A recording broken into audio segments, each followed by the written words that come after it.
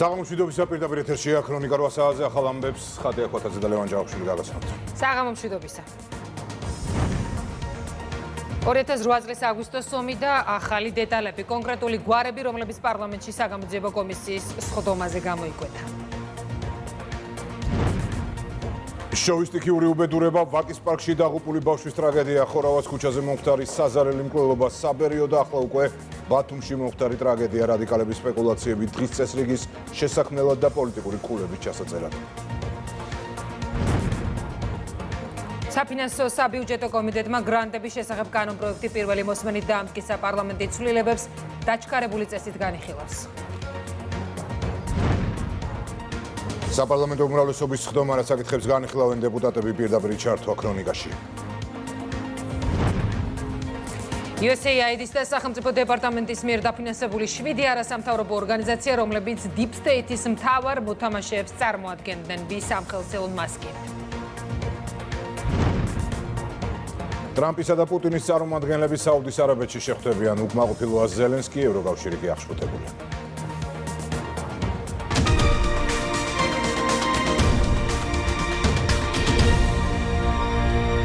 არ ქონდა საქართველოს ოკუპანტის საწინააღმდეგო მტკიცებულებები 2012 წლამდე სად გაქრა ოქროს სამხილად წოდებული ისკანდერი, რატომ ადანაშაულებდა ნაციონალური მოძრაობის ხელისუფლებას საკუთარ ჯარისკაცებს და რატომ აწერდა ხელს ქვეყნის საზიანო რეზოლუციებსა და დოკუმენტებს.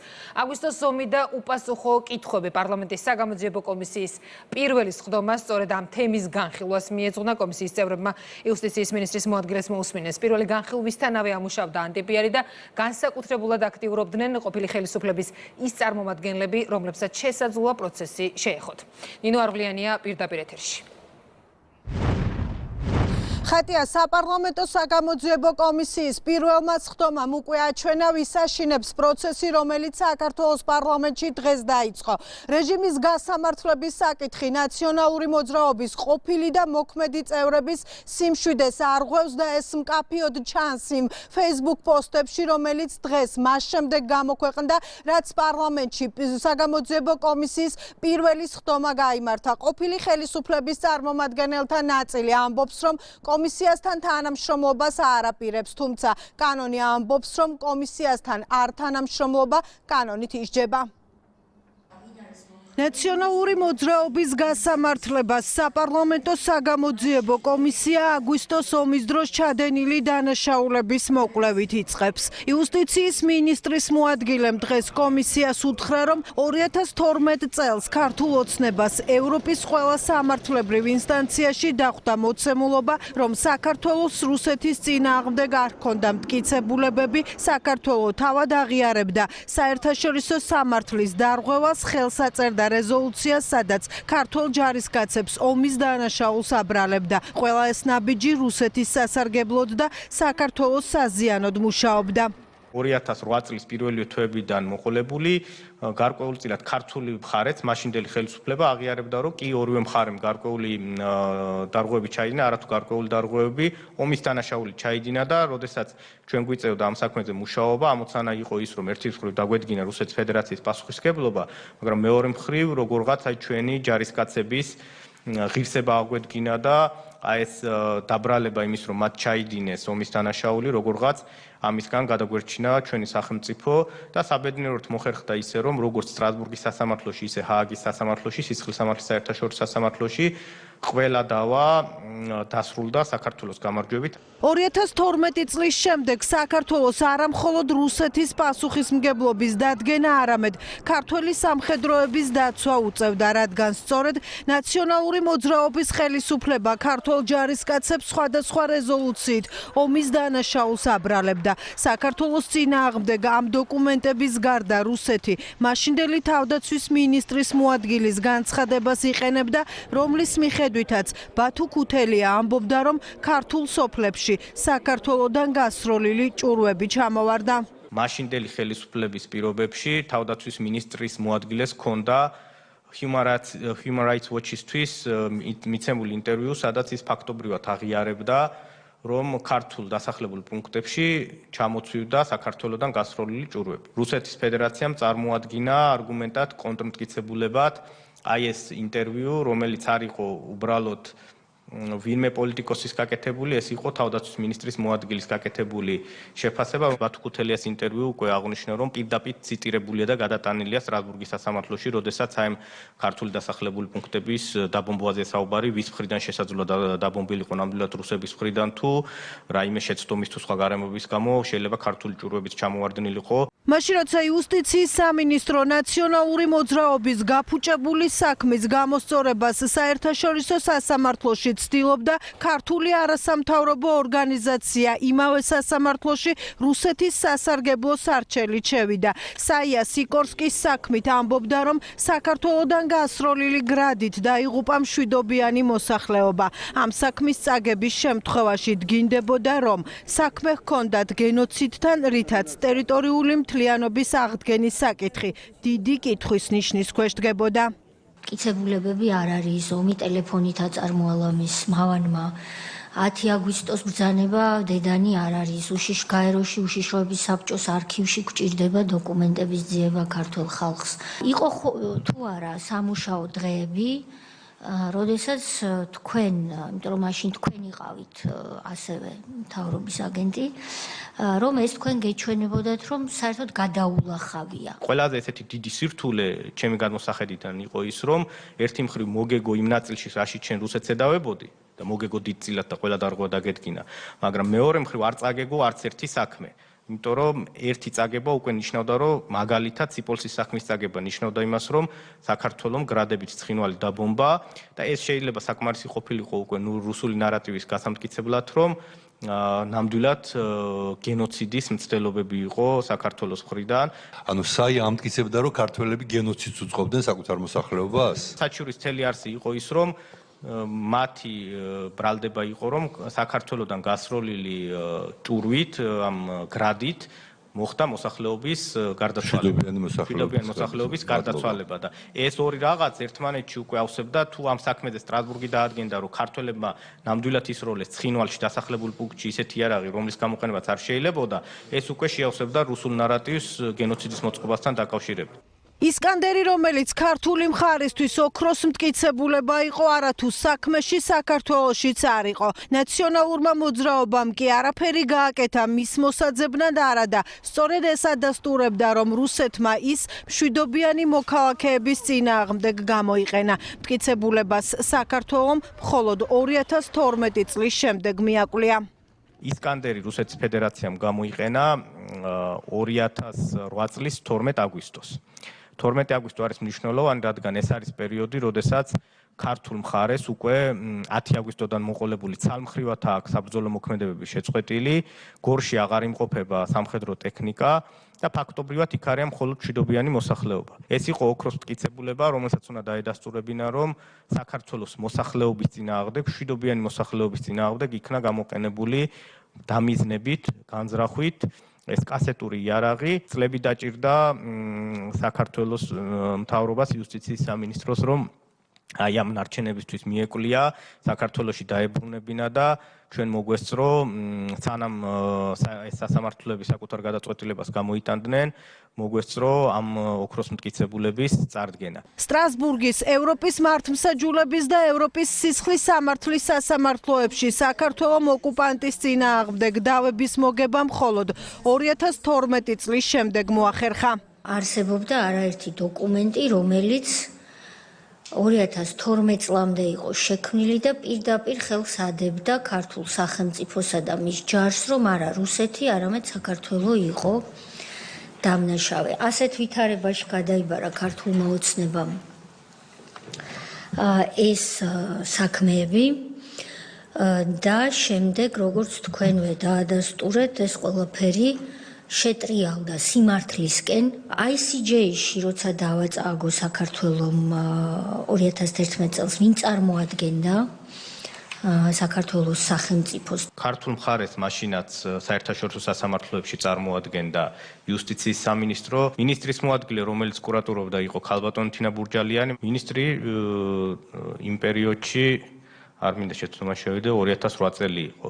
თუ არ ვცდები, ან ნიკა გვარამია იყო, ან ადეიშვილი. პირდაპირ არის საქართველოზე დაბრალებული, რომ ჩვენ ვარღვევდით ადამიანის უფლებათა საერთაშორისო სამართალს და საერთაშორისო ჰუმანიტარულ სამართალს. ხომ ერთ-ერთი მუხლი ახსენეთ. რამდენად დაგხვდა წინ აი ეს ნაციონალური მოძრაობის მიერ ხელმოწერილი დოკუმენტები საერთაშორისო სასამართლოებში. ქართულ მხარეს აღიარებული ქონდა ფაქტობრივად ამაზე ხელმოწერა და ჩვენ მერე წლები დაგვჭირდა გვემტკიცებინა, რომ მაშინდელი ხელისუფლების მხრიდან რაღაცაზე ხელმოწერა შეიძლება არ ნიშნავდა რაღაც, რომ ის ფაქტობრივი განმეორებები ნამდვილად ასე მოხდა და ქართველმა ჯარისკაცებმა ნამდვილად ჩაიდინეს დანაშაული. თუმცა წლების მერე საბედნიეროდ ეს მოხერხდა, თუმცა რისკი იყო, რომ შეიძლება ვერ მოხერხებულიყო. იუსტიციის სამინისტრო ხელმძღვანელობდა ევროპულ სასამართლოში საქართველოსთან წასულ წამების საქმეებსაც. სწორედ ნაციონალური მოძრაობის ხელისუფლების დროს სტრასბურგს აქვს ნათქვამი, რომ წამება სისტემური და სისტემატურია. წამების მიმართულებით, ასე ვთქვათ, საილუსტრაციო სამაგალითო საქმე იყო, რადგან მთელი სისტემა შეაფასა ოჩიგავა საქმეში და ეს იყო საქმე, სადაც ევროპულმა სასამართლომ გამოიყენა ტერმინი, რომ წამება იყო სისტემური და სისტემატური. ადამიანი შევიდა ჯანმრთელი და ამ სისტემური წამების შედეგად ის ფაქტობრივად შეზღუდული შესაძლებლობის მქონე პირი გამოვიდა. მას აღარ შეეძლო დამოუკიდებლად გადაადგილება და თვითონ სტრასბურგის სასამართლოს გადაწყვეტილებაში აღნიშნულია ესეთი შემთხვევა, როდესაც მომჩივანი გააშიშვლეს, ცივი წყალი შეასხეს, მან ცემისგან გონება დაკარგა და როდესაც გონს მოვიდა, იყო მორგში მიცვალებულებზე მიბმული. ნაციონალური მოძრაობის დანაშაულების კომპენსირება საქართველოს 7 მილიონზე მეტი დაუჯდა. თემის გაგრძელება რა კავშირი ჰქონდათ ომის დროს ნაცმოძრაობის გუბერნატორებს რუს გენერლებთან. ეს საკითხით საგამოძიებო კომისიის დღევანდელ სხდომაზე განიხილეს. მსჯელობის საგანი იყო ზემოქმედების ის ფორმებიც, რომელსაც მაშინდელი ხელისუფლება იყენებდა მათ შორის ბიზნესის სამართავად და კერძო საკუთრების მისატაცებლად. მაკუნა აბულაძის რეპორტაჟი. ადამიანების წამება, უფლებამოსილების ბოროტად გამოყენება, საკუთრების წართმევა, ტერორი და შიშის დანერგვა. ასე მუშაობდა სააკაშვილის დანაშაულებრივი სისტემა. საგამოძიებო კომისიამ პროკურორ ირაკლი ნადარეიშვილისგან კიდევ უფრო მეტი მოისმინა იმის შესახებ, რა სქემით მოქმედებდნენ ყოფილი მაღალჩინოსნები. დავალების მიცემა აღარ იყო საჭირო. უკვე გაცხადა სისხლის სამართლის პოლიტიკა იმჟამინდელი, რომელიც ერთგვარ ახალისებასაც უწყობდა ხელს. აი მაგალითისთვის რომ მოგიყვანოთ, რაღაც შეჯიბრობითობის პრინციპი ჩამოყალიბდა სხვადასხვა სტრუქტურებს შორის, აბა ვინ უფრო მეტ ქონებას დააბრუნებდა სახელმწიფო ბიუჯეტში, ყოველგვარი გამოძიების გარეშე. ბოლო ეტაპზე ესეთ შედარებას მოიყო, საჭიროც აღარ იყო დამოქრება. უბრალოდ ეუბნებოდნენ ესეთ რაღაცას, რომ აი თქვენ თუ ამას არიზავთ, გაგასამართლებთ და მერე ხომ იცით ციხეში რა პირობებია. აი ეს ორი ფრაზა უკვე საკმარისი ხდებოდა. ბიზნესის რეკეტი სააკაშვილის ხელისუფლების მთავარი ხელწერა იყო. რეჟიმი ადამიანებს ქონებას ყველაზე სასტიკი მეთოდით ართმევდა. როდესაც ვთქვათ ბიზნესმენს ართმევდნენ ქონებას, მის წინააღმდეგ ერთ-ერთი არაღად გამოყენებული იყო მეუღლე, ნათესავი, ან შვილი, ან ის ვინც არის მოწყვლადი. დიახ, ასეთი ფაქტებით შეხვდა მაგალითად ემუქრებოდნენ, რომ თუ არ დათმობდა ქონებას, მის მეუღლეს, რომელსაც ჰქონდა რაღაცა შეპესე, მაგალითად შევიდოდა იქ საგადასახადო შემოწმება, ფინანსური პოლიცია დაიჭერდნენ და ასე შემდეგ. ასევე შვილზეც შეხვდა კი ბატონო გამოძიების პროცესში მუქარად. როგორც საგამოძიებო უწყების მოპოვებული მასალებით ირკვევა, პროკურატურას თავისი ნდობით აღჭურვილი ადვოკატები ჰყავდა, რომლებიც ეგრეთ წოდებულ შუამავლის როლს ასრულებდნენ და ასე ხდებოდა ქონების მიტაცება კერძო პირებისგან. გარკვეული დაახლოებული პირთა წრე არსებობდა, რომლებიც ნდობით სარგებლობდნენ იმჟამინდელი დაუშვათ მაღალი თანამდებობის პირიდან გენერალური პროკურორის ან მისი მოადგილეების ნდობით სარგებლობდნენ და ასეთი პირების ზეგავლენით გარკვეული პირობების შეთვლა ბიზნესმენებისათვის ან სხვა იგივე კერძო მოქალაქეებისთვის, რომელსაც კერძო საკუთრებაში გააჩნდათ ქონება, ასეთი ფაქტებიც რამოდენიმე ამ დეპარტამენტს გამოვლენილი აქვს. ადეიშვილის პროკურატურასა და იუსტიციის სამინისტროში შავი სიები მოქმედებდა. ეს სია თია წულკიანსაც დახვდა, როცა უწყება გადმოიბარა. სიას მოფერებით საჯარო მოხელეები ეძახდნენ კეთილი ბიძიების სიას. კეთილ ბიძიაში იგულისხმებოდა ის ბიზნესმენი, რომელიც ვითომდანებაყოფლობით მოვიდოდა სამინისტროში და გადაწყვეტდა, რომ სამინისტროსთვის ესადღვის თავისი ქონება ეჩუქებინა სამინისტროს გამოყენებისათვის. ესეც მახასიათებელია რეჟიმის, რომ ადამიანს აუბედურებ, აიძულებთ და კიდევ ისე იქით დასცინი. დღეს საზოგადოებისთვის ცნობილი გახდა ისიც, თუ რა ურთიერთობა ჰქონდათ ომის დროს რეგიონების მაშინდელ გუბერნატორებს რუს გენერლებთან. ღალატისმეს ვერაფერს დავარქმევ, როდესაც ოკუპაცია ხდება საქართველოს ტერიტორიების გარკვეული ნაწილების და იმ ტერიტორიების ერთეულების ხელმძღვანელები, გუბერნატორები, მაშინდელი გოროზია სამეგრელო ზემოსვანეთის გუბერნატორი და ვარძელაშვილი შიდა ქართლის უბრალოდ ემსახურებიან პირდაპირ ეთერშითან, როგორც მძღოლები რუს გენერლებს, ოკუპანტ გენერლებს, ეუბნებიან, რომ მობრძანდით ბატონო გენერალი, დაბრძანდით თვითონ საჭესთან ზის და დაატარებს იქით-აქით. სტრასბურგმა სახელი ყოფილი ხელისუფლების დანაშაულებრივ ქმედებებს უკვე დაარქვა. კომისიის წევრები კი პირველი მოსმენის შემდეგ ამბობენ, რომ ნაციონალური მოძრაობის რეჟიმის სამართლებრივი შეფასების საფუძველი უკვე არსებობს. ის რაც ახლა ჩვენ მოვისმინეთ ამ 1 საათის განმავლობაში არის პირდაპირი მტკიცებულება იმის, რომ ეს პოლიტიკური რეჟიმის შეფასება უკვე უნდა მოხდეს ამ კომისიის დასრულების თანამედროვე. როგორი მოხდება, ამას ალბათ საზოგადოება უკვე კარგად ხვდება. საგამოძიებო კომისიასთან თანამშრომლობისთვის მზად არის შინაგან საქმეთა სამინისტრო. მიყენებული მატერიალური და მორალური ზიანის ანაზღაურების კუთხით არაერთ სასამართლო პროცესში ვარ ჩართული, სადაც იყო შემთხვევები, როგორც აღინიშნა ავტომობილების ჩამორთმევის და გვიწევს ამ შემთხვევაში უკან დაბრუნება იმ პირებისთვის, ვისაც უკანონოდ ჩამოართვეს თავის დროზე, ასევე უძრავი ქონების საკითხებთან მიმართებაში და სხვა უამრავი უკანონო ქმედებები, რომლებზეც უკვე მიმდინარე პროცესებია სასამართლოში. ყოფილი ხელისუფლების მაღალჩინოსნების მიმართ გამამტყუნებელი განაჩენები გამოტანილია, ზოგიერთი მათგანი ძებნილია, ზოგიერთის მიერ ჩადენილ დანაშაულებს კი გამოძიება დღემდე იძიებს. საგამოძიებო კომისიის წევრებმა ცესკოს იურისტსაც მოусმინეს კითხვები 2004-8 და 12 წლის არჩევნებს ეხებოდა. საინტერესო არის ის საქმე, რომელიც სტრასბურგშიც მოხდა, ადამიანის უფლებათა ევროპულმა სასამართლომ კი დაადასტურა, რომ წინა ხელისუფლების დროს საარჩევნო ადმინისტრაციამ იმ ოლქების შედეგები გააუქმა, სადაც ოპოზიციური პარტია ლიდერობდა. ამ წელს ცესკოს ზურაბ ჭიაბერაშვილი ხელმძღვანელობდა. განხილვის საგანი იყო ასევე ის სქემაც, რომლითაც ოლქების ადგილმდებარეობა ხელისუფლებისთვის სასურველი შედეგების მისაღებად იცვლებოდა. 28 მარტის არჩევნები შედეგები ისე შეაჯამა ცესკომ, რომ არ იყო ჩატარებული არჩევნები ორ საკმაოდ მოზრდილ ოლქში. ეს არის ხულო და ქობულეთი.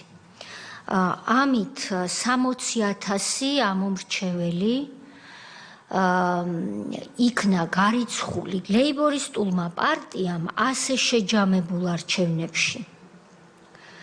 6.01% მიიღო, მაშინ როდესაც როგორც თქვენვე დაადასტურეთ და ასე იყო ნამდვილად, 7% იყო ბარიერი. შესაბამისად ის ამტკიცებდა, რომ ხულოსა და ქობულეთში რომ ჩატარებულიყო არჩევნებიო, შესაძლოა მე ეს ბარიერი გადამელახა და მოუხვედრილიყავი პარლამენტში. ვინ ხელმძღვანელობდა ცესკოს 2004 წლის 28 მარტს? მესტიაში აგებდა ჩვენს კოლეგასთან, ვიქტორ ჯაფარიძესთან და კოდორის ხეობა, სადაც არჩევნები ბუნებრივია ტარდებოდა, მაგრამ არ ტარდებოდა მაჟორიტარული არჩევნები, იმიტომ რომ ეს არის გულირიფშის რაიონის ნაწილი.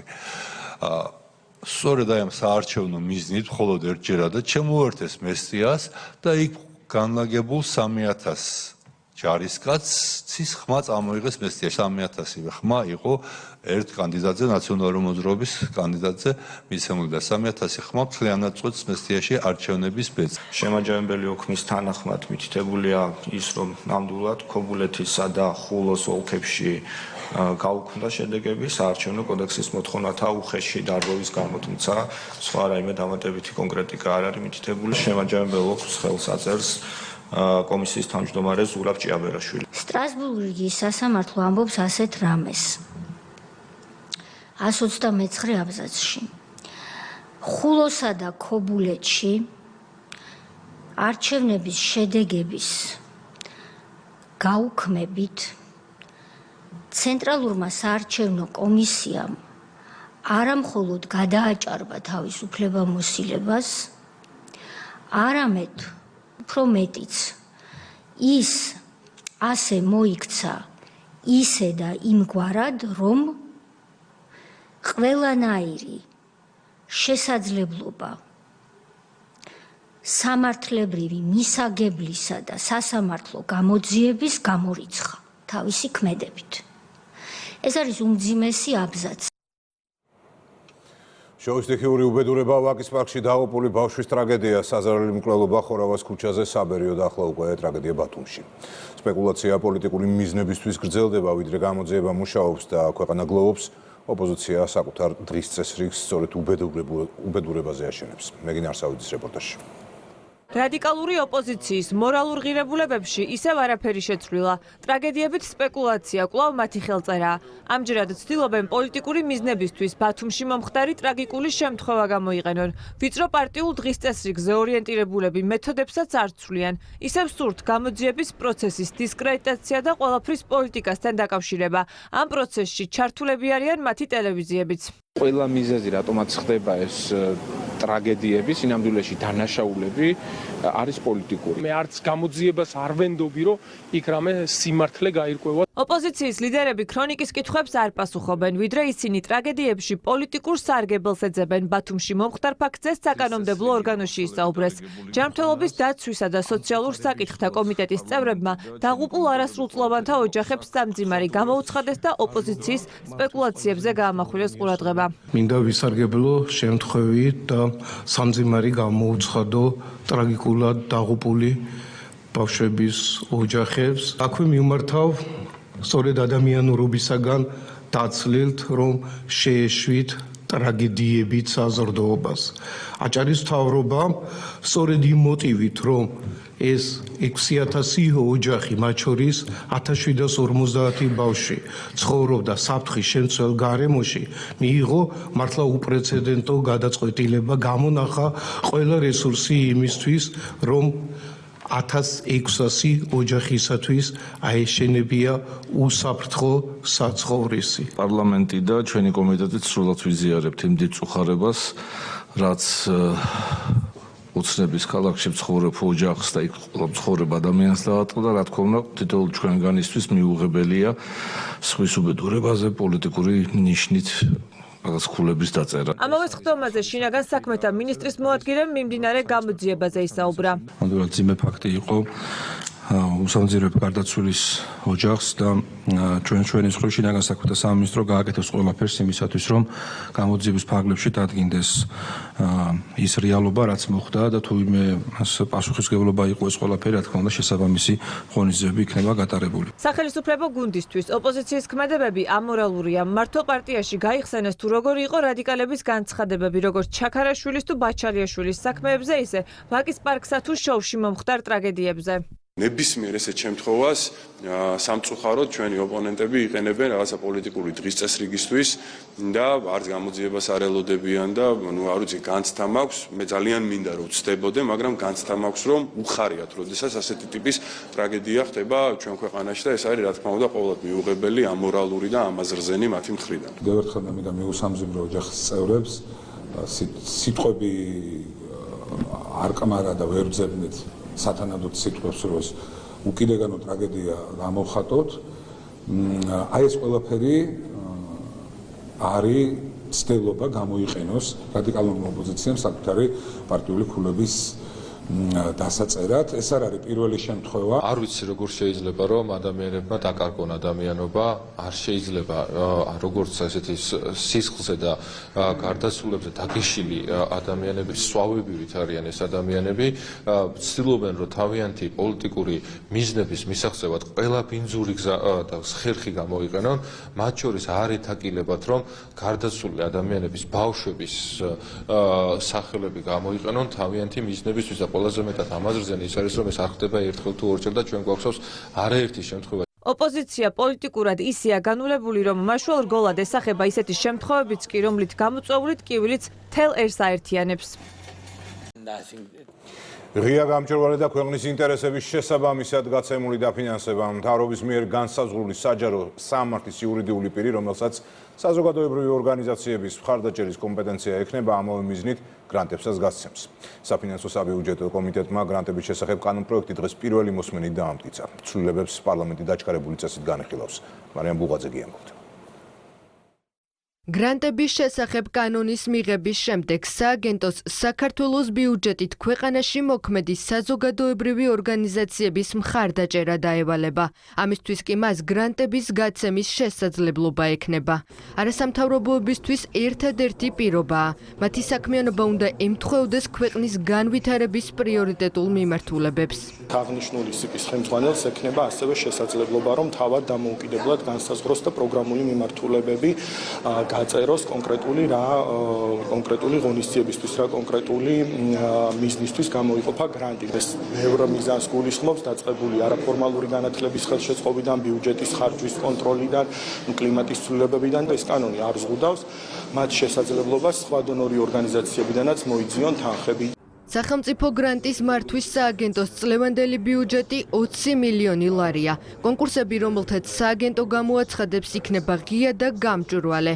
სააგენტოს შექმნის საკითხი დღის წესრიგში მას შემდეგ დადგა, რაც ცნობილი გახდა, რომ უცხო ქვეყნის მიერ დაფინანსებული არასამთავრობო ორგანიზაციების საქმიანობა ქვეყანაში დესტრუქციული პროცესების განვითარებას უწყობდა ხელს. ყველა სახელმწიფო თუ აფინანსებს რაიმე სხვა ქვეყანაში, ის ატარებს თავის ინტერესებსაც. ამიტომ აუცილებელია გამჭვირვალობის კანონი ვიცოდეთ რა შეიხარჯება და აუცილებელია ეს კანონი, რომელსაც ახლა ჩვენ ვიღებთ, რომ ჩვენ თვითონ დავაფინანსოთ კონკურენციის პირობებში გამჭვირვალედ თუ რა არის ქვეყნისათვის მნიშვნელოვანი, რომ იმ საკითხზე გამოცხადდეს ტენდერი იქნება თუ კონკურსი იქნება, რომ მიიღონ მონაწილეობა ყველა არასამთავრობო მოქმედაც და აწიშექმნელმაც. მმართველ გუნდში ამბობენ, რომ სააგენტო მთავრობისგან დამოუკიდებლად იმოქმედებს და უზრუნველყოფს, რომ თანხა ქვეყნის განვითარებისთვის საჭირო პროექტებს მოხმარდეს. ფონდი უნდა ემსახურებოდეს სახელმწიფოს. სახელმწიფოს კეთილდღეობას, მისი ხალხისათვის საინტერესო პროექტებს უნდა ახორციელებდეს. არ შეიძლება, რომ ფონდი აფინანსებდეს ისეთ ღონისძიებას, რომელიც მიმართულია იმისაკენ, რომ გარკვეული ჯგუფი მომზადდეს, ვინც უკეთ იცის მოლოტოვის კოქტეილის სროლა. ამაშია განსხვავება, სხვა არაფერში. ვისაც სხვა ტიპის დაფინანსება აქვს, რა თქმა უნდა, შეუძლია სხვა ტიპის დაფინანსებით ისარგებლოს და ამ შემთხვევაში ჩვენ უბრალოდ საუბრობთ ისეთ NGO ორგანიზაციებზე, რომლებიც შეიძლება მოექცნენ ისეთი ბულინგის ქვეშ, რამაც გამოიწვიოს მათი დაფინანსების შეჩერება და ამ შემთხვევაში მათი ნება-სურვილის, ასე ვთქვათ, საფუძველზე შეუძლიათ მიმართონ უკვე კონკრეტულ სტრუქტურას. სახელმწიფო ბიუჯეტიდან არასამთავრობო ორგანიზაციების საქმიანობის დაფინანსების პრაქტიკა მსოფლიოს არაერთ ქვეყანაშია. მათ შორისაა შვედეთი, უნგრეთი, ჩეხეთი, ესტონეთი, ბულგარეთი, ლატვია და ხორვატია. სახელმწიფო გრანტის მართვის სააგენტო ფუნქციონირებას სავარაუდოდ მარტიდან დაიწყებს. ომის გაგრძელებისკენ მოწოდებები ქმედითი ნაბიჯების და პასუხისმგებლობის გარეშე ამორალურია. პარლამენტის თავმჯდომარე მიუნხენის უსაფრთხოების კონფერენციაზე ევროპელ ლიდერთა გზავნილებს განიხილავს. მიუნხენის უსაფრთხოების კონფერენციაზე ზოგიერთი ევროპული ლიდერის მკაფიო გზავნილები მოვისმინეთ, რომ ომის პოლიტიკური არსი უკრაინას კი არა, რუსეთს შეეხება. ჩანს, რომ მათ იმდენად უკრაინის ბედი კი არ აწუხებთ, რამდენადაც რუსეთის დამარცხებას სურთ. თუმცა ამ შიშნარევი თვალსაზრისის ძირითადი ფარისევლური არსი ისაა, რომ რუსეთი მათ კი არ უნდა დაამარცხონ არამედ ვიღაც სხვამ და არა მათ საკუთარ ტერიტორიაზე, არამედ სადღაც სხვაგან. ამიტომაცაა, რომ უკრაინასთან დაკავშირებით ამერიკის შეერთებული შტატების ადმინისტრაციის პოზიციამ გაუგნება გამოიწვია ევროპის ზოგიერთ პოლიტიკურ წრეში. ვაშინგტონმა გამოხატა პოზიცია, რომ მისი მთავარი მიზანი მშვიდობა და ომისედან გრევის შეჩერებაა. ავად თუ კარგად ამერიკის ძირითად მიზანს რუსეთის დამარცხება უკვე აღარ წარმოადგენს. თუ კი ოდესმე წარმოადგენდა და შეერთებული შტატების ადმინისტრაცია არაპირებს ამ მიზნის მისაღწევად ძალისხმევა გააგრძელოს. სანაცვლოდ ამერიკის შეერთებული შტატები უკრაინაში მშვიდობაზე იზრუნებს. ლიეტუვის ყოფილი საგარეო მინისტრი ლანსბერგისი, რომელიც პოლიტიკოსების კონკრეტული საერთაშორისო ქსელის სახელით საუბრობს, ამ ვითარებით განსაკუთრებით აღშფოთებული ჩანს. ჩერჩილის პერიფრაზირებით მან საერთაშორისო თანამეგობრობას ომის გაგრძელება ურჩია და სისხლი, წვალება, ცრემლი და უფლის შესთავაზა. თუმცა ჩერჩილისგან განსხვავებით მან ეს ყველაფერი არა საკუთარი ქვეყნისთვის, არამედ სხვებისთვის იგულისხმა. მან ასევე ჩამოთვალა ის ქვეყნები, რომლებიც მხედველობაში ჰქონდა: უკრაინა, მოლდოვა, საქართველო და სხვანი. ჩვენ ეს ადრეც გვიქნია და აკვლავაც ვიზამთ, განაცხადა ლანსბერგისმა. ისე რომ ფაქტიც კი არ წარმოუდგენია, რომ ოდესმე მართლაც გაუკეთებია მსგავსი რამ ან მომავალში აპირებს. საინტერესოა, რომ მისი მინისტრობის პერიოდში უკრაინაში ომის პარალელურად ლიეტუვა რუსეთში ღვინის წამყვანი ექსპორტიორი გახდა, თანაც ისე რომ საკუთარ ღვინოს არ აწარმოებს. რა გასაკვირია, რომ ლანდსბერგისი მზადაა ესკალაციისთვის. ომი უკრაინაში მორალურ დილემას წარმოშობს ზოგიერთი ევროპელისთვის. შინაგანად მათ უნდა ისმოდეთ, რომ ომის გაგრძელებისკენ მოწოდებები ქმედითი ნაბიჯებისა და პასუხისმგებლობის აღების გარეშე ამორალურია. უპასუხისმგებლო მოქმედი პირები კი საფრთხეს წარმოადგენენ ევროპის უსაფრთხოების არქიტექტურისთვის. თუ კი ვინმე სისხლს, წვალებას, ცრემლებსა და ოფლს გვთავაზობს, ეს მათი საკუთარი უნდა იყოს და არა სხვისი. ნატოს მეხუთე მუხლი სულაც არ უშლის ვინმეს ხელს საკუთარი ინიციატივით სამხედრო ქმედებებს მიმართოს. თუ ვინმე სურს თავი გამოიჩინოს საერთაშორისო უსაფრთხოების სფეროში, მათ ჯარს უკრაინელები სიამოვნებით მიიღებენ ბრძოლის ველზე. უკრაინაში ომის დაწყების დღიდან საქართველოს მთავრობას დიდი ძალისხმევა დასჭირდა, რათა არ დაჰყოლოდა უკრაინაში მოხალისეების გაგზავნით თუ რუსეთზე ორმხრივი სანქციების დაწესებით რუსეთთან ესკალაციის რჩევებს. თანაც ისე რომ გართულების შემთხვევაში არც უსაფრთხოების გარანტიებს და არც ეკონომიკურ დახმარებას გვთავაზობდა ვინმე. ეს წნეხი უფრო გააძლიერა ადგილობრივმა რადიკალურმა პარტიებმა და არასამთავრობოებმა, რომლებსაც USAID-დან ნედი აფინანსებდა, რომელთა საქმიანობა ბოლო კვირებში სკანდალის საფუძველი გახდა. საქართველოს მთავრობა ამ რჩევებს რომ დაჰყოლოდა, ახლა ქართველებს უხვად ექნებოდათ სისხლიც, წვალებაც, ცრემლიც და ოფლიც. ომის დაწყების მესამე წლისთავზე ინიცირებული მოლაპარაკებების მიზანი მშვიდობა უნდა იყოს და არა ომი და მას პასუხისმგებლიანი სახელმწიფოები უნდა წარუწყდნენ და არა ისინი, ვისაც ხვის ხარჯზე სურს საკუთარი ინტერესების დაკმაყოფილება. პოსტსკრიპტუმ. ლანდსბერგისთან და მის ბალტიელ კოლეგებთან ბოლო შეხვედრისას მე მათ უთხარი, რომ გამოცდილება გვიჩვენებს, რომ მათი რჩევა ყოველთვის არ წარმოადგენს ჭეშმარიტების ბოლო ინსტანციას და იქვე ვკითხე, გვიჩვენა თუ არა დრომ, რომ საქართველოს მთავრობის მიერ რუსეთზე ორმხრივი სანქციების დაწესებაზე და საჰაერო სივრცის ჩაკეტვაზე უარი, რომელსაც ისინი ნატოს არაწევს საქართველოს ურჩევდნენ, სწორი იყო, ხოლო მათი რჩევების შეცდომა. მათ დუმილით მიპასუხეს, რაც მე თანხმობად მივიღე. აუდიო ჩანაწერს, რომელიც გიორგი ბაჩიაშვილმა წარმოადგინა, არაერთი ჩარების კვალი აქვს და არა ავთენტიკურია. ეს დღეს სასამართლო პროცესზე სამხარაულის ბიუროს ექსპერტმა თქვა. დღესვე ეროვნული ბანკის პრეზიდენტი ნათია თურნავა გამოიკითხა, მოგვიანებით კი ქვეყნის მთავარმა ფინანსურმა ინსტიტუტმა განმარტა, რომ რიგი მედია საშუალებების მიერ გავრცელებული ინფორმაცია ქართულ ბანკის თითქოს და სპეციალურად დაჯარიმების შესახებ სპეკულაციაა და საზოგადოების განზრახ შეცდომაში შეყვანას ემსახურება. მარიამ ქართველიშვილი კი ამბობს.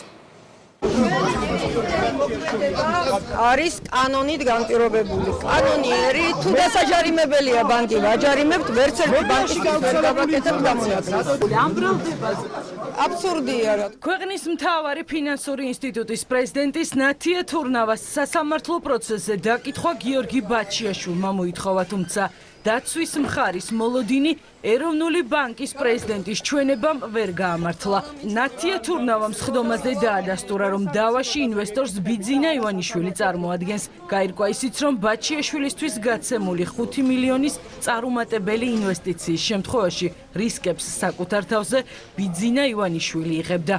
თუ ამბობთ, რომ 30% ამ შემთხვევაში ცოტა იყო ამ სესიის უზრუნველსაყოფად, ნუ ეს სადაო საკითხი არის. თავადაც განაცხადა, რომ არავინ ასეთ ფულს მას არ აძლევდა, არავინ არ გაყვა საერთოდ ამ წამოწყებაში. ანუ არ ქონდა იმისთვის საკმარისი ფული, რომ 6 მილიონი ნახევრიანი კონტრაქტი შეექვსო. ფაქტია ისიც, რომ უზრუნველყოფის წამდგენი არის ბიძინა ივანიშვილი და ფაქტია ისიც, რომ რისკების მატარებელი აი ამ გარიგებიდან გამომდინარე არის ბიძინა ივანიშვილი. ბაჩიაშვილის მიერ საკუთარი ვერსიის მყარებლად წარდგენილი ფარული აუდიო ჩანაწერი ფაბრიკაცია აღმოჩნდა. სამხარაულის ექსპერტმა დაადგინა, რომ 10 წუთიან ჩანაწერში 114 წყვეტაა. თქვა ისიც, რომ ორიგინალი ჩანაწერი ბაჩიაშვილმა არ წარადგინა. თავად ბრალდებულმა კი აღიარა, რომ საუბარი ტელეფონით ჩაიწერა და იწერდა ყველას, ვისაც საჭიროდ მიიჩნევდა.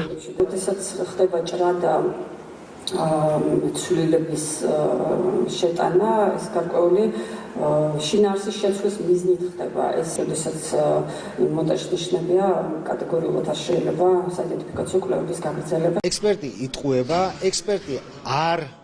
ექსპერტს არ ჩაუტარებია დეტალური ანალიზი ისეთი ტექნიკური საშუალებებით, რომლებიც დაზუსტებით ამბობს, რა არის გადახრა, როგორი ტიპის წყვეტა არის. ეს ფარული ჩანაწერი გააკეთა იმიტომ, რომ თურმე ბიძინა ივანიშვილის ინტერესები დაეცვა და ეს იცოდა ბიძინა ივანიშვილმა. ასევე განაცხადა, რომ სხვა ბიზნესმენებთანაც რო საუბრობდა, იწერდა ხოლმე ამ საუბრებს, იმიტომ რომ მე შეიძლება ვიღაცას რაღაცა პრობლემები შეექმნა თურმე მისთვის და მე შლიდა, მაგრამ ამ კონკრეტულ შემთხვევაში თურმე ძველი ფაილები, რაღაც ფლეშკები, მეხსიერების ხსიერების ბარათები ეგრეთ წოდებული ამოიღო და აღმოაჩინა. როგორც ჩანს, ბევრი აქვს ასეთი მეხსიერების ბარათი და ზოგადად ეს სტილი არის. ვფიქრობ, რომ ეს განცხადება გააკეთა იმიტომ ბატონმა გიორგიმ, რომ ალბათ რაღაც გარკვეულწილად ამორალური შინაარსი ამ ქმედების გაეკარწყლებინა. თუმცა საზოგადოებას მივანდობთ ამის შეფასებას.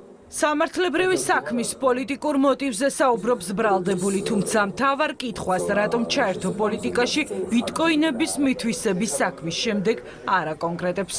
ვაფინანსებ იმ ფონდებს, რომლებიც ეხმარება დაშავებულ, დაზარალებულ ადამიანებს. რა ფონდებია შეგიძლიათ რომ დაგვისახელოთ ეს ფონდები ბატონ გიორგი? ამ ფონდების სახელებს მე შეგნებულად არ ვასახელებ. ძალიან ბევრი მოწმე დაიკითხა, ძალიან ბევრი დოკუმენტი იქნა გამოყრეული. აბსოლუტურად ყველა მათგანმა დაადასტურა, რომ ინვესტიცია დაზარალებულის მიერ იყო განხორციელებული და არც ერთ მათგანს, უფრო მეტიც, თავად ბრალდებულის ბიზნეს პარტნიორსაც კი არ უთქვამს, იდიბადაც კი, რომ მას, ასე ვთქვათ, მხოლოდ მისი იყო ეს ბიზნესი. ამას მხოლოდ აცხადებს ბრალდებული და ამის დამადასტურებელი არანაირი დოკუმენტი, არანაირი არათუ პირდაპირ, არამედ დიდი ბიც კი არ არსებობს.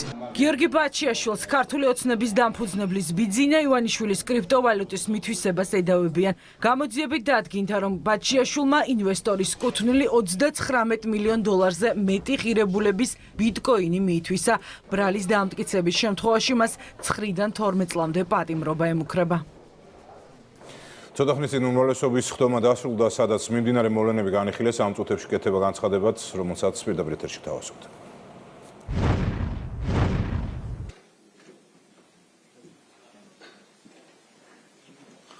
მოგესალმებით. პირველ რიგში სანამ უმრავლესობის ხდომის დეტალებზე და ჩვენს გადაწყვეტილებებზე მოგახსენებთ, მინდა კიდევ ერთხელ გარდაცვლილი მცირეწლოვანი ბავშვების მშობლებს, ოჯახებს, მთელ საქართველოს მიუსამძიმრო და უდიდესი მწუხარება გამოთქვა იმ ტრაგედიის გამო, რაც ბათუმში განვითარდა. და თუ კი არსებობს სანუგეშო სიტყვები მათი ოჯახის წევრებისათვის, ჩვენ ყველა ვალდებულები ვართ, რომ მათ რამენაირად გვერდით დაუდგეთ ამ უდიდესი ტრაგედიის დროს. რაც შეეხება დღევანდელ უმრავლესობის ხდომას, როგორც მოგეხსენებათ, ყოველ ორშაბათს, როდესაც სასესიო კვირაა, ორშაბათობით იმართება ხოლმე უმრავლესობის ხდომა და შემდეგ მოგახსენებთ ხოლმე დეტალებს იმ გადაწყვეტილებების შესახებ, რომელიც ამ ხდომაზე მიიღება ხოლმე. პირველ რიგში დავიწყებ ერთ-ერთი მთავარი გადაწყვეტილებით, რომელიც დღევანდელმა ხდომამ, უმრავლესობამ, უпрочтად დღევანდელ ხდომაზე დაადასტურა, ჩვენი გადაწყვეტილებით საქართველოს სისხლის სამართლის კოდექსს დაემატება და უფრო სწორი იქნება თუ ვიტყვით აღდგება სისხლის სამართლის კოდექსში სამშობლოს ხალატის მუხლი, რომელიც თავის დროზე ნაციონალურმა მოძრაობამ ამოიღო სისხლის სამართლის კოდექსიდან და რაც უნდა ვინმეს გაუკვირდეს თუ არ გაუკვირდეს ან სიმბოლური იყოს, ეს მოხდა აგვისტოს ომამდე, ეს გააკეთეს აგვისტოს ომამდე 2007 წლის აპრილის თვეში.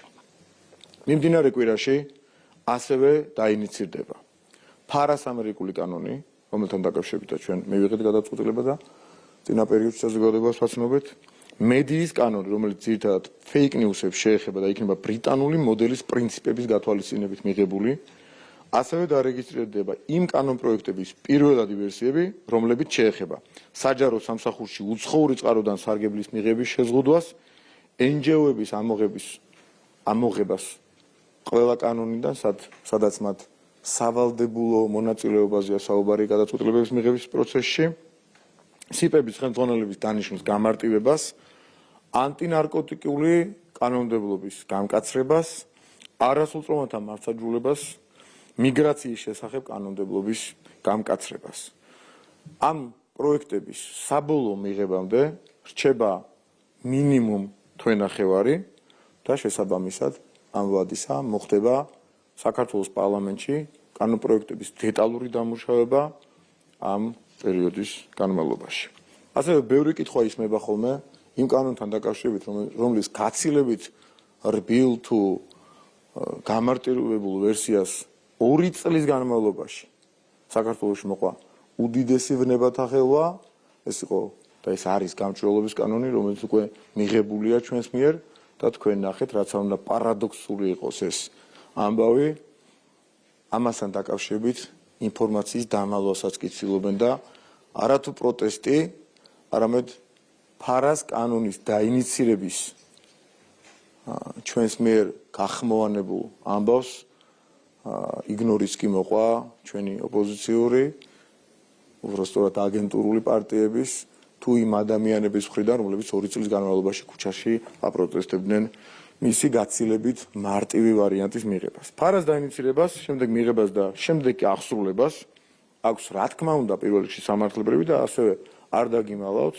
და ერთგვარი ქვემიზანის კი საუკუნის აფიორის მხილებისა, რაც მდგომარეობს იმაში, რომ ადამიანებმა გაიგონ, რამხელა სიცრუე შესთავაზეს და თავს მოახვიეს მათ 2 წლის განმავლობაში. 2 წელი ადამიანებს ჩვენი საზოგადოების წევრებს აძახებინეს არარუსულ კანონს, კამპანიური ხასიათის იყო ეს ძახება, ასე ვთქვათ, როდესაც რეალურად ამერიკულ კანონზე და მის გამარტივებულ ვერსიაზე იყო საუბარი და ამიტომ არის რომ ჩვენ სიტყვით თარგმნით ამერიკული კანონი სიტყვით ხაზგასმით ვამბობ და მომდევნო დღეებში დაინიცირდება ამერიკული ფარას სიტყვით ათარგმნი ვერსია.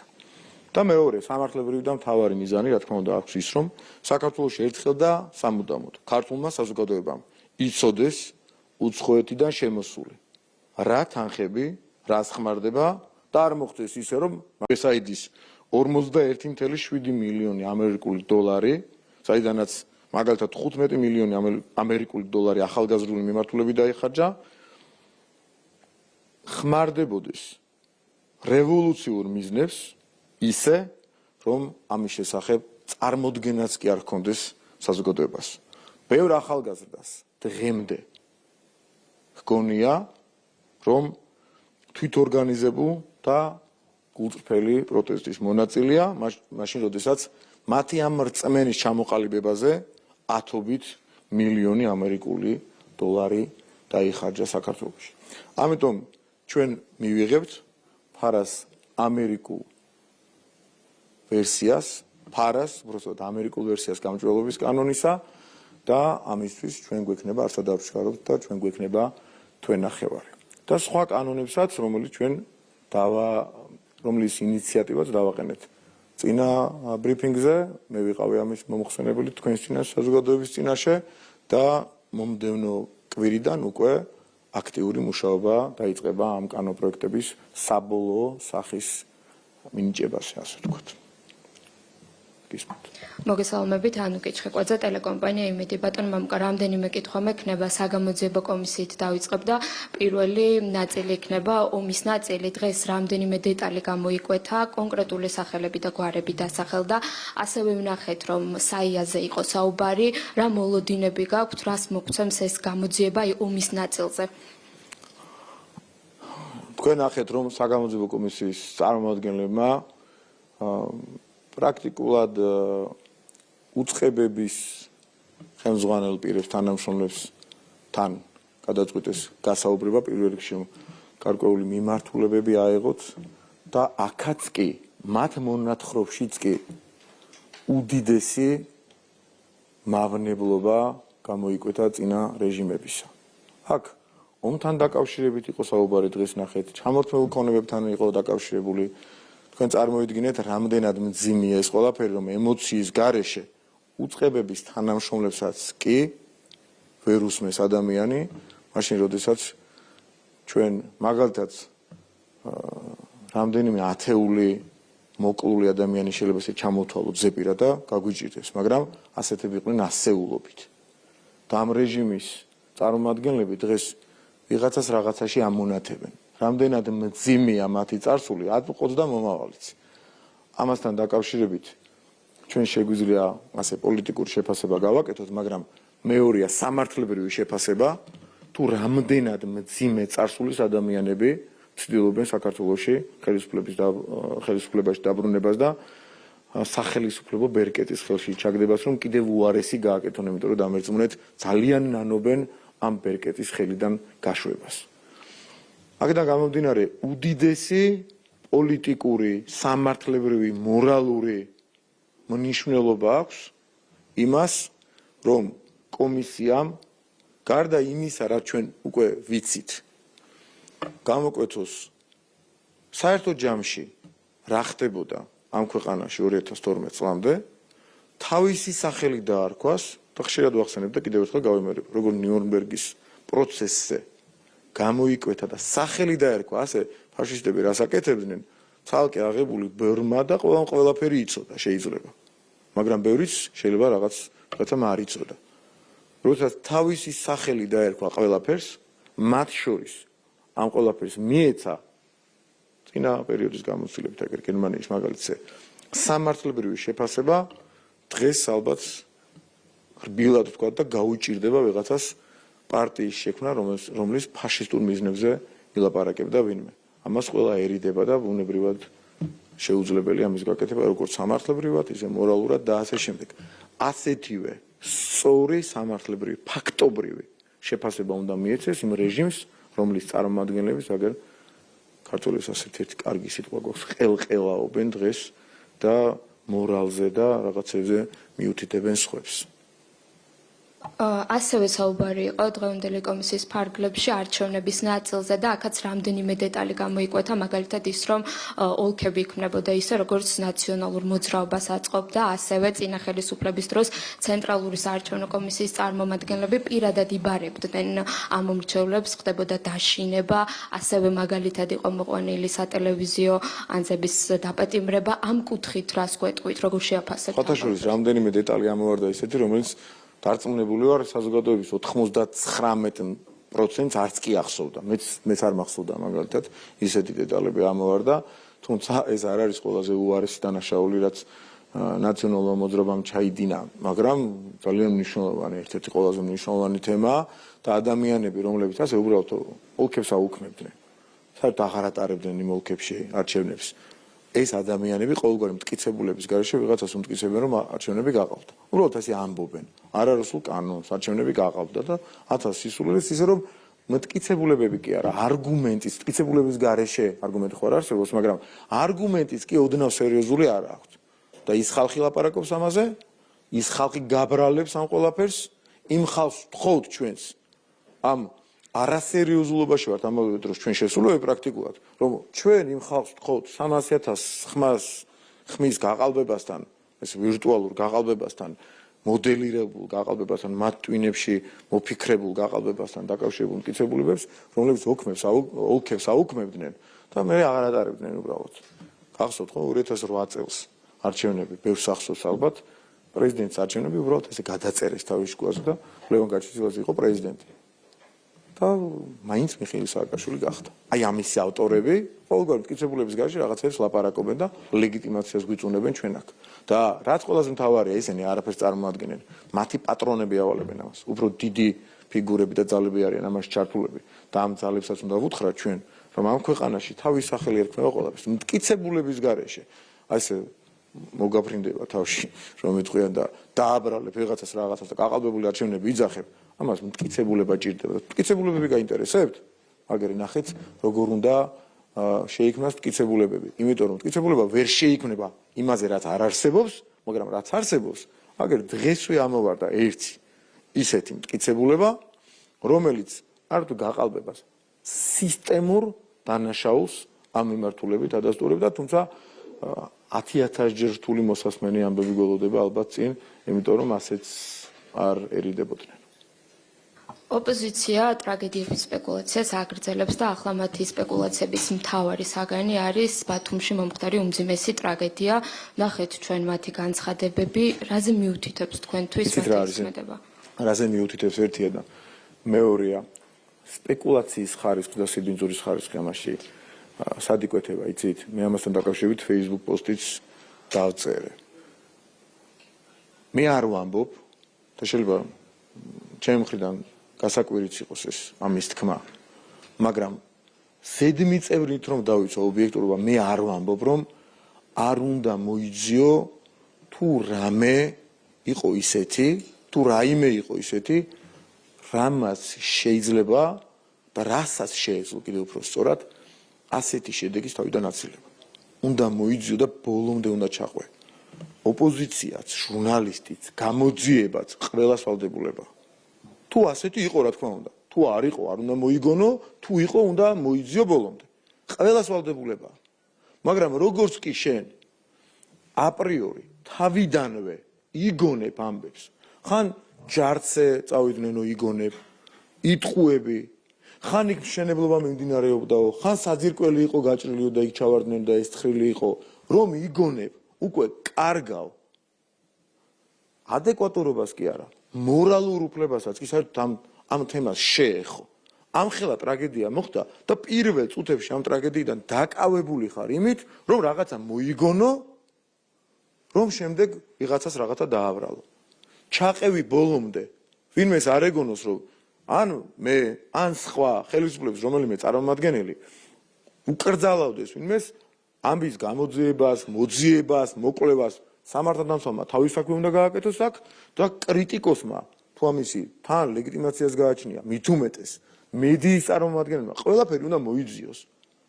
მაგრამ როგორც კი შენ აბრალებ, ესე იგი შენ სიმართლე კი არ გაინტერესებს. შენ უმძიმესი სათქმელი, მართლა უმძიმესი სათქმელი, მაგრამ ამ ბავშვების ბედი კი არ გაინტერესებს. და რაც მოხდა, ეს კი არ გაინტერესებს. შენ გაინტერესებს ვინ დააზიანო ახლა ამით. ეს დასაზიანებელია თუ არ არის დასაზიანებელი, შენ გაინტერესებს მოიტყუო და ტყუილით რაღაც გეგმები რო ჩაგივარდა, USAID-მა თავისი $10 მილიონი რომ ვერ უზრუნველყო, ისეთი უნიათო ხარ. შენი ამ ბინძური გეგმების აღსრულება, ამ გეგმების გაცოცხლებას, ამ ტრაგედიით აპირებ. ეს არის საშინელება. თორემ ვინმე უკრძალავს იმას რაღაც მოძიებას და სიმართლის ლაპარაკს, ტყუილს ნუიძახი. აი ამაშია მთელი უმორალობა ჩვენი დღევანდელი ოპოზიციის და ზოგიერთი მედიის წარმომადგენელს რომ უწოდებს თავის თავს. ერთსაც ვეკითხავ, უფრო და უფრო მეტ საუბრობენ, როგორც ამერიკაში, ასევე ევროპაში, უცხო ქვეყნის ინტერესებზე, უცხო ქვეყნის ჩარევებზე, USAID-ის მაგალითზეც ისაუბრეთ თქვენ და ამ კუთხით საქართველოში განიხილავენ კანონპროექტს გრანტების შესახებ. რამდენად მნიშვნელოვანია ამ პარალელების ფონზე ეს კანონპროექტი? მთელმა მსოფლიომ დღეს დაინახა, რომ არსებობს ამ მსოფლიოში ერთი ღირსეული, პატარა, მაგრამ ძალიან ღირსეული და ამაყი ქვეყანა, რომელმაც შეძლო გაბედა და მოახერხა ყველაზე წინ და ყველაზე პირველს ეთქვა ის სიმართლე, რასაც 3 წლის შემდეგ ლაპარაკობენ თავად ამერიკელები. ეს არ იყო მარტივი ამბავი და მარტივად გადასატანი ამბავიც არ იყო ამ ქვეყნისთვის. მე მარტო ხელისუფლებას და ქართულ ოცნებაზე ამ შემთხვევაში კი არ ვლაპარაკობ, სადაც შეიძლება სუბიექტური იყო და გასაგებია. მაგრამ საქართველოს თავის ხელისუფლებით, თავის ხალხით, თავის ამომრჩევლით, თავისი ლიდერებით შეძლო, რომ ეთქვა ისეთი სიმართლე, რასაც 1-2 ქვეყანა გაყვრით თუ ბედავდა ბოლო წლების განმავლობაში. ამ სიმართლის თქმა შეუძლია ჩვენი საზოგადოებისთვის და თანამედროვე ცივილიზებული სამყაროსთვის, რომლის საკმაოდ მნიშვნელოვან ევროპულ ნაწილში ჯერაც კიდევ ამ სიმართლეს ისეთი გაჭრა არ აქვს, როგორც უნდა კონდეს და როგორი გაჭრაც ასე დავარქვათ ამერიკის შეერთებულ შტატებში აქვს, იმიტომ რომ ამერიკის შეერთებულმა შტატებმა, მისმა ხალხმა, ამერიკელმა ხალხმა აირჩია ხელისუფლება, რომელმაც ამ სიმართლეზე ლაპარაკი გადაწყვიტა თავად. USAID-ზე გრანტებით დაფინანსებულ რევოლუციურ სცენარეზე ჩვენ რო ლაპარაკობდით, მთელი ცივილიზებული სამყარო ჩვენს წინააღმდეგ იყო. დღეს რჩება Deep State-ის გავლენის ქვეშ დარჩენილი ევრობიუროკრატები, რომლებიც ასე ერთმანეთს ელაპარაკებენ. Deep State-ის გავლენის ქვეშ დარჩენილი ადამიანები საქართველოსდან თუ ევროპის ქვეყნებიდან, ზოგი ბიუროკრატი დღესაც თანამდებობაზე ყოფი, ზოგი ყოფილი საქართველოსდან, მათ შორის იქაც ზოგი ყოფილი ერთმანეთს ელაპარაკებიან, ანუ აგენტურა ერთმანეთს ელაპარაკება, ამხნევებს და ერთმანეთს უწევს მორალურ, პიარულ დახმარებას, რომ მათ თავიანთ ქვეყნებში ის ძველი მავნებლური ბრჭყალებში სიმართლე და რეალურად დიდი ტყუილები ისევე განავრცონ. ეს საქართველოში მაშინ არ გამოვიდა, როცა მათ შორის ამერიკის შეერთებული შტატების მხარდაჭერაც ჰქონდათ და მათი ლიდერების. ყოველ შემთხვევაში როგორც მინიმუმ ვერბალურ დონეზე და ახლა მით უმეტეს არ გამოვუვათ, იმიტომ რომ ქართული სახელმწიფო არის ძლიერი და ამაყი იმდენად, რომ ის იყო მოწინავე ამ საქმეშიც კი. მთელი სოფლიოს მასშტაბით. უმრავლესობის სხდომაზე მიღებული გადაწყვეტილებების შესახებ უმრავლესობის ლიდერმა მამუკა მდინარაძემ ისაუბრა, მან ჟურნალისტების